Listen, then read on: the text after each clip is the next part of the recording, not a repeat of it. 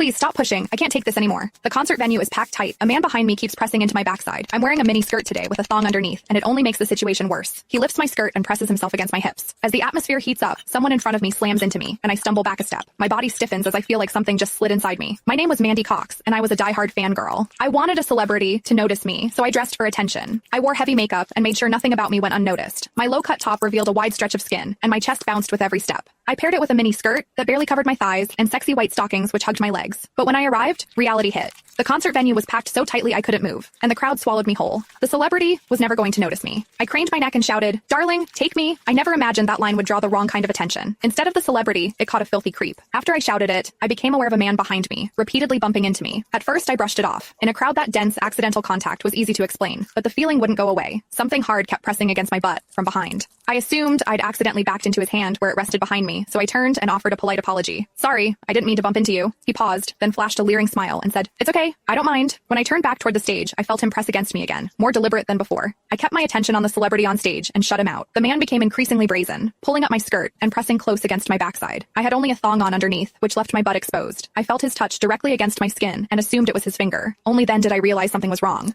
The pressure was warm and solid in a way a finger could never be. My mind lurched as the truth hit me. In the 20 years of my life, this was the first time a man had ever molested me. Fear surged through me, sharp and overwhelming, and my body reacted with an instinct to flee, but there was no way to move. The concert floor was packed wall to wall, leaving me stuck where I stood. I drew myself tight, bracing as if tension alone could keep the fear out. As I did, my hips closed around the man's so-called finger, trapping it between my cheeks. An unfamiliar sensation followed, and warmth rose to my face. What confused me was that I didn't recoil from it. There was a muted comfort to it, and against my will, it sparked a faint sense of expectation. The man behind me seemed to take it as a signal. He moved in closer, repeating the motion until the intrusion was unmistakable. I had lived a sheltered life as a college student, and now I was being toyed with by a stranger while surrounded by people. Shame surged within me without warning. I felt the urge to sob, but my throat closed, and my voice deserted me. Worse still, the pressure forced my thong inward and sent a restless, prickling discomfort through my body that wouldn't fade. A quiet, involuntary sound escaped me, and the embarrassment followed instantly. I gathered myself and strained to suppress it, holding it down until my throat tightened. The blaring music and the screams around me drowned everything out. With every eye fixed on the stage, no one was aware of what was happening to me. At the same time,